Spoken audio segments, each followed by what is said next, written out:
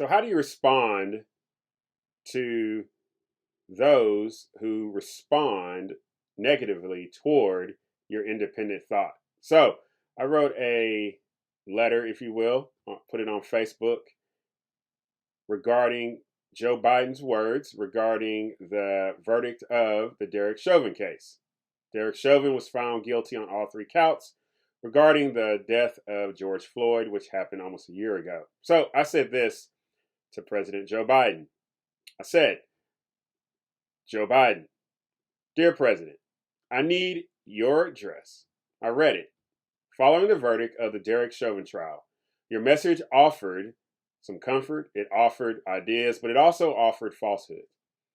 I need you to look at my face. Look beyond how you categorize my life experience because I have a particular physical characteristic, skin color. In your statement, you spoke the following, and I quote, "It was a murder in the full light of day, and it ripped the blinders off the whole world to see the systemic racism the vice president just referred to. The systemic racism that is a stain on our nation's soul. The knee on the neck of justice for Black Americans, the profound fear and trauma, the pain, the exhaustion that Black and Brown Americans experience every single day." Close quote. It is that last line which profoundly irks me. What do I mean?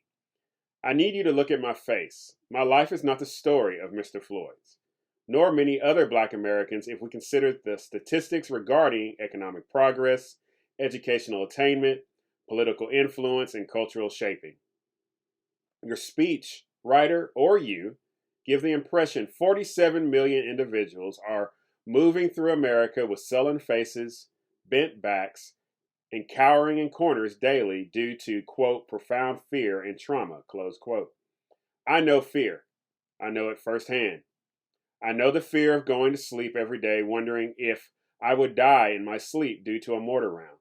I know the fear of walking in a country not knowing whether or not an individual would use him or herself as an explosive device. I know the daily fear of driving over broken roads, roadkill, and trash, wondering if the next moment would be one of explosions.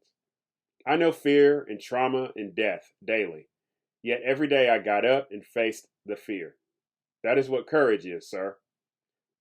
I read your transcript, and it did not portray the American citizens whom you serve as being courageous, but once again in need of saving. In need of saving.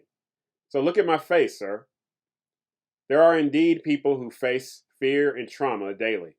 I think of the young lady or the young boy who is sexually abused daily. I think of the young girl who is sent to school, told not to say a word, and then is used to turn tricks after homework is completed. That is daily fear and trauma. I don't know this imaginary group you speak of in America. The system you keep talking about does not exist in the manner you and your advisors keep talking about. I see men and women in large measure who are victorious, powerful, and dynamic. I see men and women who have made overwhelming progress, determined people who raise their children, discipline those children, and motivate those children to greatness. Are there problems in our country? Most certainly. Yours is the responsibility to offer an accurate picture. Yours is the responsibility not to use an anecdote as universal experience. Look at me. I do not live in fear. I do not cower. I am neither beaten nor broken. Give me that respect. So, independent thought is not comfortable. Personally, you put yourself out there. More than likely, you're going to go against what is common, the zeitgeist, the spirit of the age. And currently, that spirit of the age is to look at persons who look like me as those who are experiencing daily trauma and fear because of their skin color and because of this thing called systemic racism.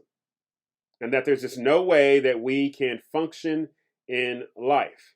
But again, the statistics say otherwise. But to say something like that, to have a counterpoint to what is being offered, is not comfortable personally. and I'll admit that. But it's also not comfortable for others because that puts them in the precarious situation to ask themselves whether or not what I am saying or what others like me are saying is in fact true.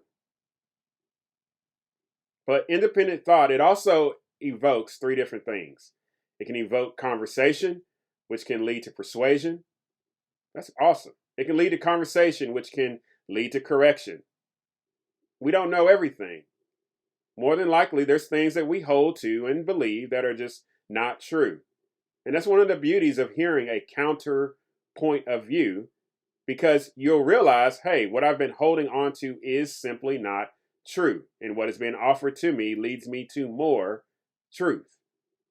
And then finally, conversation, it can lead to things being unhealthy. And so, in response to my response to Joe Biden's response to the verdict of Derek Chauvin, I was told that I was practicing cooning. Tokenism. It's being a token. All right. I was in the practice of being a token. So I can't have independent thought. I'm carrying water for a particular group of people that, I don't know, that another person has a disagreement with. That using the term token is essentially saying that, hey, I don't have a way to appropriately and intellectually respond to the counterpoint. And so what I'll use is what is called an ad hominem attack. It demonstrates intellectual immaturity. So I offer a response with information, some anecdotal, but also based off statistics. You can go look at the statistics yourself about Black progress economically and politically, and obviously the cultural influence of quote unquote Black Americans in America. But needless to say, instead of engaging with that kind of content, an individual can instead result to name calling. Independent thought is not comfortable. It's not comfortable for the person that expresses it, but it's also not comfortable for the one who hears it. So, when you receive an ad hominem attack, again, the individual is demonstrating an unwillingness to learn or unwillingness to present evidence to the contrary. They are not prepared to go through the human experience of intellectual maturation. And so, how should you respond? Ask the person for evidence. Let the individual know that you are an independent thinker and that being an independent thinker, it is okay. Independent thinking takes courage. Independent thinking also requires humility. Remember, just as the person that called me a token or is practicing tokenism does not know it all, I don't know it all myself. And so I'm willing to hear a counterpoint of view. So I hope that is helpful. Y'all take care. God bless.